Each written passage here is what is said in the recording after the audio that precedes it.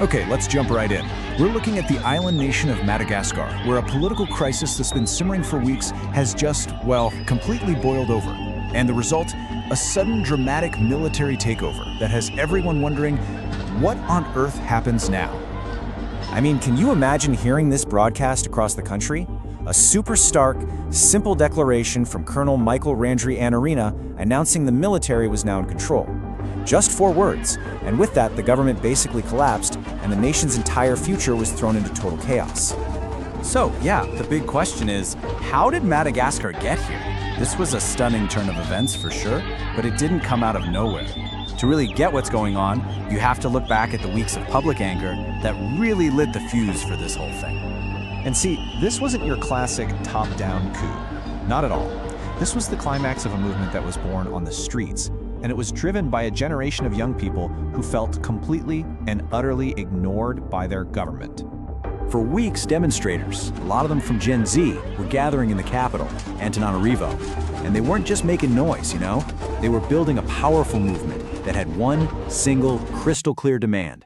President Andry Rajoelina had to go. And just look at how fast everything escalated. The protests were gaining steam, but the real game changer, the moment everything flipped, was when soldiers started to defect. They literally began abandoning their posts to join the demonstrators.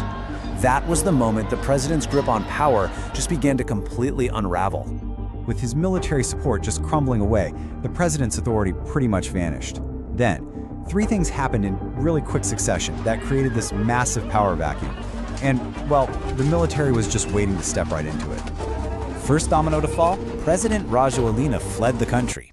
He was spotted leaving on a French military jet, which is about as clear a signal as you can get that he had totally lost control of the situation on the ground. Then, almost immediately after he left, the country's own political institutions turned on him. The National Assembly, that's Madagascar's lower house of parliament, voted to impeach the now absent president. It was a formal political rejection of his leadership. And that brings us to the final step. With the president gone and impeached, a mutinous army faction led by that same Colonel Andry Rajoelina moved in. They dissolved the government and announced they were now running the show. The takeover was complete. Okay, so the military's in charge, but how did people take the news? The answer is, it is complicated. The reactions on the streets of Madagascar versus in the halls of international power could not have been more different.